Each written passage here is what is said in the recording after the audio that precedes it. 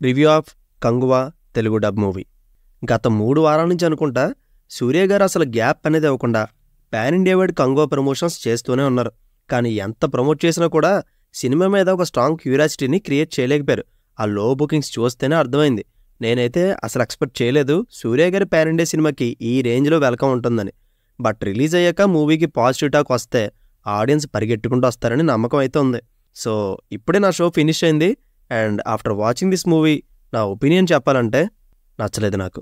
ఎందుకు ఇలా అన్నానో డీటెయిల్డ్గా చెప్తాను. దానికన్నా ముందు ఒకసారి ప్లాట్ చూస్తే బౌంటీ హంటర్ ఫ్రాన్సిస్ ర్యాండమ్గా ఒక అబ్బాయిని కలుస్తాడు. తెలియకుండా నా అబ్బాయితో ఎమోషనల్ బాండ్ ఏర్పడుతుంది. అతన్ని పట్టుకోగానే గతం గుర్తొస్తుంది. ఆ నెక్స్ట్ ఏం జరిగింది, వాట్ ఈజ్ వాట్ అని మొత్తం డీటెయిల్స్ తెలుసుకోవాలంటే మూవీ చూడాలి. అయితే సినిమా అంతా డిపెండ్ అయ్యేది కేవలం ఒక చైల్డ్ క్యారెక్టర్ మీద. అతని పేరు పలావో సమ్ మీద ఉంటుంది మూవీలో. అండ్ ఆ చైల్డ్ ఎమోషన్ బేస్ చేసుకుని ఈ ఎంటైర్ స్టోరీ మొత్తం రాసుకున్నారు. అందులోనే ఈ 10th సెంచరీ అని 21st సెంచరీ అని డిఫరెంట్ టైమ్ లైన్స్ తీసుకోవడం అండ్ ఒక 5 క్లాన్స్, వాళ్ళ కల్చర్స్, క్లాన్ వర్సెస్ క్లాన్ యుద్ధాలు, మధ్యలో బ్రిటిషర్స్, ఇలా యూనిక్ ఎలిమెంట్స్ తీసుకొని కొత్తగా ఏదైనా ప్రజెంట్ చేద్దాం అనుకునే వరకు బాగానే ఉంటుంది. కానీ సినిమాకి సోల్ పాయింట్ అంటే ఆ అబ్బాయికి సూర్య గారికి ఉండే కనెక్షన్, ఆ ఎమోషన్కి మనం కనెక్ట్ అయితే మూవీ అదిరిపోయేది. బట్ అది జరగలేదు. అందుకే ఇలా నెగిటివ్ ఫీడ్బ్యాక్ వస్తుంది.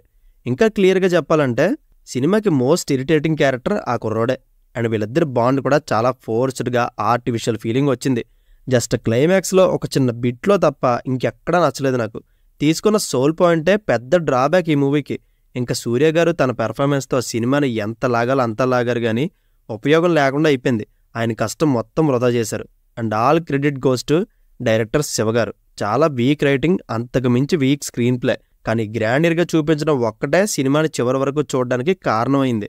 అండ్ టెక్నికల్గా కంగువా చాలా బాగుంటుంది. విజువల్స్, సినిమాటోగ్రఫీ, ఆర్ట్ డైరెక్షన్, వాళ్ళ మేకప్, కాస్ట్యూమ్స్, కలర్ గ్రేడింగ్, ఇలా ఎవ్రీథింగ్ టూ గుడ్గా డిజైన్ చేశారు. కానీ ఇవన్నీ జస్ట్ గార్నిష్గా ఉపయోగపడతాయి అంతే. మెయిన్ ఫుడ్ టేస్టీగా ఉంటేనే కదా తినగలం. అదే ఈ కంగువా పరిస్థితి. మూవీ అంతట్లో వావ్ మళ్ళీ రిపీట్ చేయి అనిపించేలా ఒక్క సీక్వెన్స్ కూడా ఉండదు. జస్ట్ సూర్య గారి పెర్ఫార్మెన్స్ కోసం అలా చూసేస్తాం అంతే. ఇంకా బాబీ డియోల్ గారి ఫియర్సీ లుక్ అయితే బాగుంది, కానీ పవర్ఫుల్ యాంటగనిస్ట్లో మాత్రం లేరు. నన్ను అడిగితే సినిమాకి మెయిన్ విలన్ డైరెక్టర్ శివగారే. బడ్జెట్ అండ్ టెక్నికల్ ఎలిమెంట్స్ మీద పెట్టిన ఫోకస్ని రైటింగ్ మీద పెట్టుంటే చాలా బాగుంది. అండ్ బడ్జెట్ని మాత్రం బాగా వాడుకున్నారులేండి. క్లైమాక్స్ 20 minutesకే చాలా ఖర్చు పెట్టారంట. ఆ ఎఫర్ట్ క్లియర్గా కనబడుతుంది మనకి.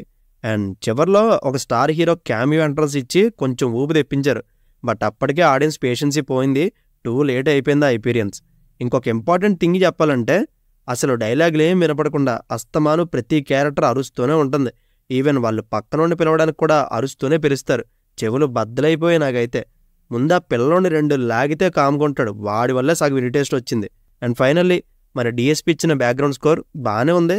బట్ కొన్ని చోట్ల ఓవర్ ద బోర్డ్ వెళ్ళిపోయి వాయిస్ కూడా వినిపించకుండా అయిపోయింది. అండ్ తన వర్క్కి అయితే డిఎస్పీ న్యాయం చేశారు. సినిమాలో విషయం లేకపోతే అతను మాత్రం ఏం చేయగలడు చెప్పండి. ఎనీవేస్ సూర్య గారి కోసం అండ్ వాళ్ళు పడ్డ కష్టానికి ఒకసారి అయితే చూడొచ్చు. అడల్ట్ కంటెంట్ ఏముండదో ఈ రిజల్ట్ చూసి ఇంకా సెకండ్ పార్ట్ రాదని మాత్రం అర్థమైంది. అయినా సెకండ్ పార్ట్ కోసం ఎదురు చూసే అంత స్టోరీ కూడా ఏం లేవు. మేబీ ఇంకొక హీరో యాడ్ అయ్యారు కాబట్టి వీరిద్దరి రైవలరీ కోసం తీస్తే తీయచ్చు. అండ్ ఆ పైన దేవుడి మీద భారం. ఫైనల్గా ఈ మూవీకి నేను ఇస్తున్న rating 2.25 out of 5. So see you in the next video. Take care friends and thank you.